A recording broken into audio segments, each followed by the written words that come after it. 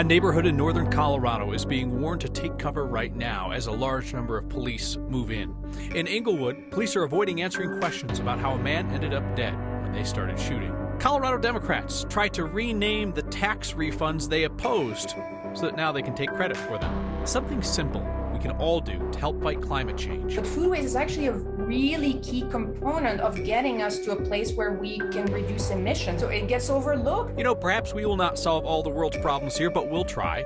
She's doing it in an interesting way. Maybe world peace won't be achieved, but I think it just brings everyone together and makes things a little bit better. All that is next. I want to quickly tell you about a situation in Erie within the last hour where police have told people in 3 neighborhoods they need to stay indoors. It appears the threat is now over. Police say that a man with a weapon in the area has now shot himself. They've been looking for this guy with a rifle near Erie Parkway, east of County Line Road. Police have not shared many details other than that they asked people to take cover in the neighborhoods of Erie Highlands, Grandview, and Erie Commons. Police say that this incident in Erie is not related to a shooting in Larimer County. It is clear to see the city of Englewood has a transparency problem. 4 days after a man was shot and killed, police won't say if they did it. Police claim that they exchanged fire with a different man inside the same house. And no one from the city appears to be questioning what happened. Marshall Zellinger has plenty of questions.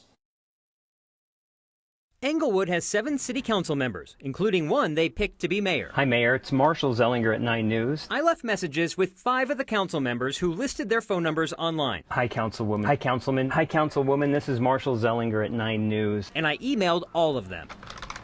I did get through to the city's communications director and requested an interview with the city manager. I'm still waiting to hear back on that. Surely even city leaders have questions about Sunday night's shooting, where police fired at a home they say they were being fired at. Police say the guy inside with the gun is in custody, but that does not explain how that guy's brother, also inside the home, was shot and killed. The guy they arrested, Philip Blankenship, is being held on attempted first-degree murder, not murder. So who shot his brother? This morning, Englewood Police Chief Sam Watson posted online a recorded, edited video statement. What he describes is different than the original news release put out by his department the day after the shooting. The release says that at approximately 7:39 p.m. officers responded. When officers arrived on scene, they were met with gunfire from inside the home. In his recording, the chief presented 28 additional minutes between officers arriving and gunshots. Officers arrived and were able to get the reporting person and another family member out of the house into safety. Officers then surrounded the house and started making announcements for both occupants to exit the residence. He then says it was 8:07 when officers were shot at, and if police made announcements for both occupants to exit the residence, police knew there were 2 people inside. Blankenship was arrested. We still don't know who shot his brother. Look, last week we had questions for Denver police following that shooting downtown where 6 bystanders were shot. That shooting happened on a Sunday morning. We heard from the mayor on Monday, and Denver police held a news conference 3 days later, Wednesday. Police took questions even if they really didn't answer them. This Englewood shooting was on a Sunday night. It's 4 nights later, Thursday. And we either have no city response or a sanitized city response from the police chief. I mean, what would the harm be in somebody from the city coming out and saying, we're invested in keeping people safe, we want to know what happened to? I don't know from the city standpoint. I can't answer that because nobody got back to me. On the police side, I did speak with a police spokesperson as I tried to convince, come on, let us get an interview with the chief. He told me the CERT team, the special investigative team, hasn't conducted all the interviews with everyone involved yet, so that kind of limits what the chief could even talk about, which has me wondering why it's been 4 nights and not everyone's been talked to yet. That would not necessarily happen in a civilian versus civilian shooting. Well, like Marshall Zellinger, questions are not going away. Thank you, Marshall. Failed Secretary of State candidate Tina Peters is going to get a recount in her blowout loss. But I'm here to tell you, she's still going to claim that she won, and here's why. Within the last 10 minutes, the Secretary of State's office ordered a machine recount of the race because Peters has come up with the $250,000 to pay for it herself.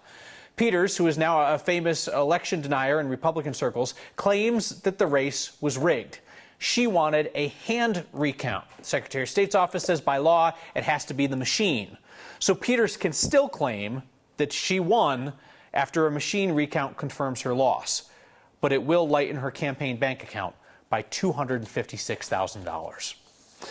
The far-right gun group Rocky Mountain Gun Owners has been pretty busy. Last week, they won a temporary restraining order to stop enforcement of some of Superior's new gun laws. Now, the legal arm of that gun rights group, the one that says the NRA is too moderate, they're out suing to overturn the state's ban on high-capacity magazines. RMGO has filed a lawsuit challenging the ban in federal court. And if you're thinking this story sounds familiar, they have sued over this law before, but they did it in state court. Colorado's Supreme Court ruled against them, said the law is constitutional. Rocky Mountain Gun Owners chose not to file a lawsuit in federal court at that time in 2013. But now, with a staunchly conservative Supreme Court majority, they want to give this a go. Last month, the court struck down a gun law in New York that restricted carrying a concealed handgun outside the home. RMGO has been criticized over the years by other gun rights supporters for bringing some half-baked legal cases which ended up in losses for the gun rights crowd. They told us today this is different because the Supreme Court is solidly conservative now. We're living in a completely new framework than we were a month ago. The way the Second Amendment has been interpreted now by our High Court has given us a path to victory that, may have not been there in the Supreme Court 7 years ago or 10 years ago or even 30 years ago.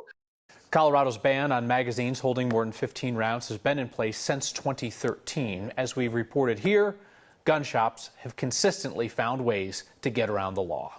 Our next question tonight is about the Taxpayer Bill of Rights refunds coming to your mailbox. Burke Thornton from Littleton wants to know, are we going to have to pay tax on the Tabor rebate? That is a great question, Burke. The Tabor rebates starting to go out next week, $750 for individuals, $1,500 for joint filers. Those are tax-free. It is your tax money being returned to you.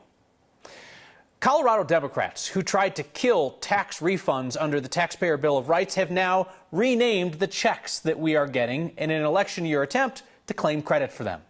Governor Polis's administration and state legislators are calling them Colorado Cashback checks. They've even set up a website for Colorado Cashback, which again is just the Taxpayer Bill of Rights, which they previously tried to gut. Democrats, along with some Republicans up for re-election, voted to accelerate next year's Tabor refunds so that you're going to get them before Election Day, and also so that they redistribute income to lower tax brackets.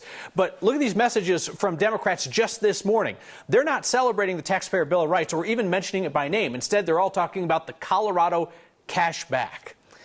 In 2019, Colorado voters soundly rejected Prop CC, where Democrats proposed that the government should keep the tax refunds, like the ones that they're bragging about giving you this election year. Here's the deal. You can make a principled case for or against having the Taxpayer Bill of Rights.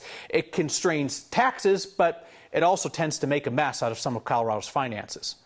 But no voter should fall for Governor Polis's attempt to rebrand Tabor refunds as this Colorado cash back.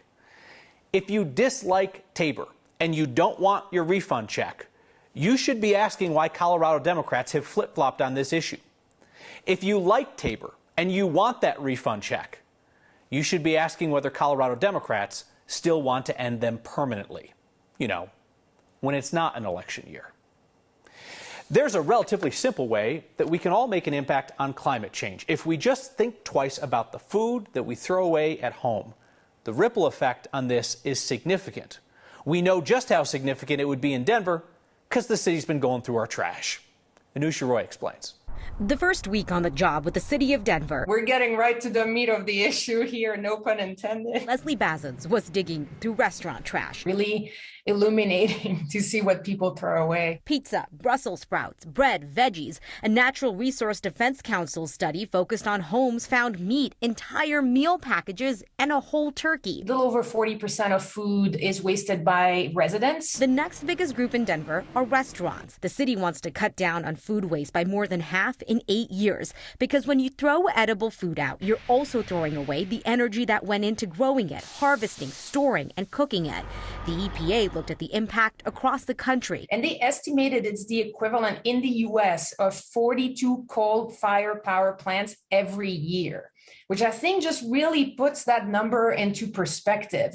They also have in that report that it's enough water and energy to supply more than 50 million homes. Not to mention all the wasted money, and it goes full circle. Driving climate change, it impacts on our production systems, our supply systems, it disrupts them, we have less food that we're producing, and we're also producing less nutritious food. But the solution for this issue, This one's really tangible, we have it in front of us right now, and it's something that everyone can do at home. whether that's being creative with leftovers, not cooking too much, Just make sure you don't, overload your shopping basket. 2021, we rescued 660,000 pounds of food. or pairing up with nonprofits like Denver Food Rescue that works with grocery stores and restaurants. Food that it's not expired food, but it's food that is closer to its use by date. It's still good to eat and helps around 2,000 people a week, some of it delivered on e-bikes. And all of that is equivalent to taking 30 cars off the road for a year and saving more than 13 million gallons of water.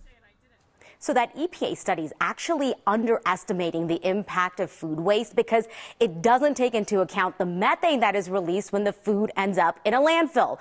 The city of Denver does offer composting, but here's the catch, right? There's a $10 monthly fee right now. Next year, it becomes free, but if you're in an apartment building or it's not an option where you live, you can hire a private company, but the city said that can cost around $30 a month. So, I mean, you see the barrier right there. Yeah, absolutely. I mean, this is something that's been on people's minds for a lot of years. Why the renewed focus on it now? It came from people. The city was putting together this vision for Denver food, and they heard from so many saying, hey, we want help on how to reduce our wasting. And so they started putting together plans, and they're working with the restaurants, they're working with individual families, and they're actually still taking feedback from people about how they can be most helpful. For our family, it starts at the grocery store, checking those expiration dates. I feel like with supply chain issues, it's so easy to grab stuff just before the date, and then you might waste it. All right, Anusha, thank you. A one-of-a-kind place honoring Coloradans who served and sacrificed has a big new idea. The Republican running for governor makes a questionable claim about the economy and whether one man can be blamed for. Can't say this is a competition that we were really following. Oh, this little thing. This is the championship belt. But it's just joyful. We could use more joy. So it's next.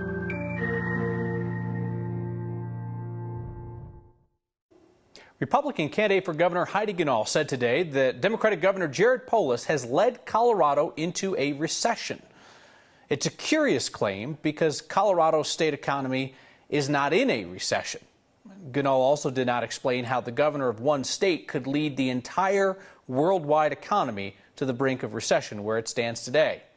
Colorado's economy is actually faring better than many other states. The economists at the nonpartisan Colorado Legislative Council say that Colorado's economy is not currently in a recession, and it is not predicted to enter one. Their next adjusted forecast comes out in September.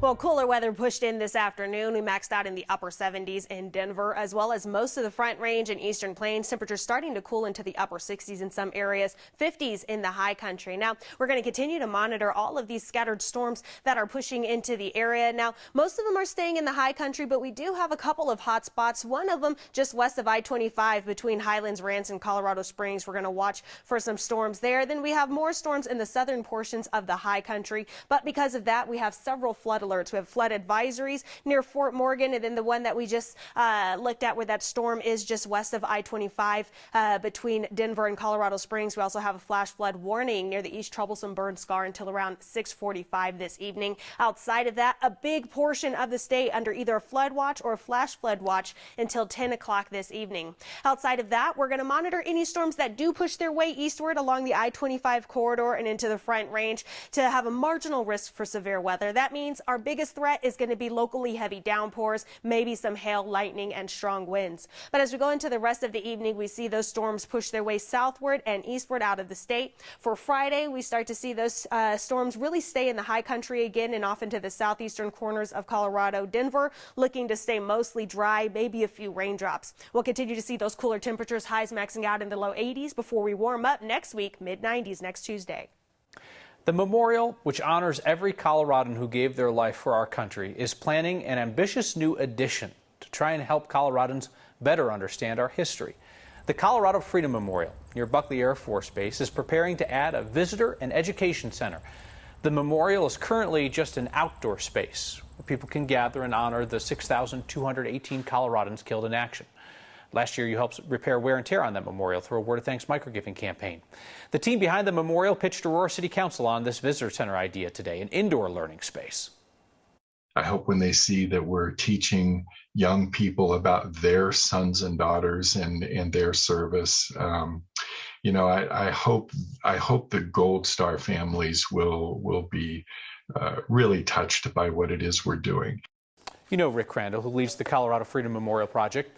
He told us they're hoping to add an exhibit hall, library, classroom there. That proposed building would be on the south end of the park. They're raising the $6 million that they would need to build it with the goal of finishing it by Memorial Day 2024. Those about to rock, we salute you. So Hot Mess will be representing the United States. You're welcome. A Coloradan competes on the international stage. Next.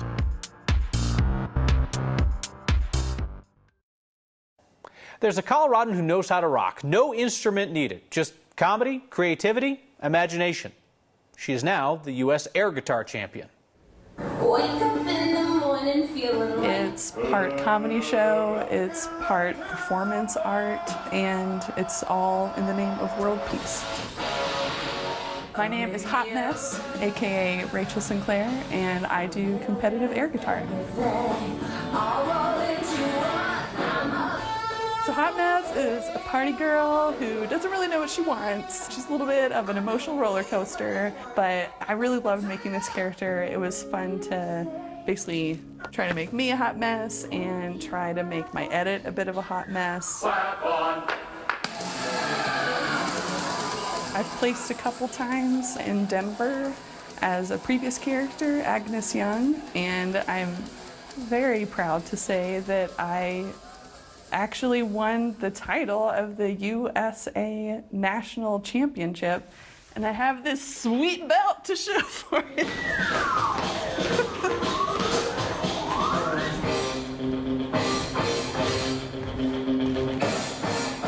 A little bit of background. In 1996, there were some students in Oulu, Finland, who were given the challenge of coming up with how could you feasibly bring about world peace. And their answer was, if everyone was holding an air guitar, they couldn't hold a gun. And so that has been the message throughout the decades of this competition. Maybe world peace won't be achieved, but I think it just brings everyone together and makes things a little bit better. 2 minutes of joy. Rachel traveled to Finland in August to compete for the world title. You, as always, get the final word around here. Your feedback is next. Carolyn writes to say that she doesn't care that Governor Polis and Democrats have renamed Tabor refunds. She says back when the Democrats were against those refunds, we weren't slipping into a new recession. That's interesting, Carolyn. It'll be fascinating to see whether Colorado Democrats still want to get rid of those refunds once the economy recovers. Joe writes in to say the Second Amendment refers to arms, not rifles or pistols. Joe wondered why Rocky Mountain gun owners is not advocating for people to be able to have nuclear, biological, or chemical weapons. Well, Joe, I fear you may have just given them a new idea. See you next time.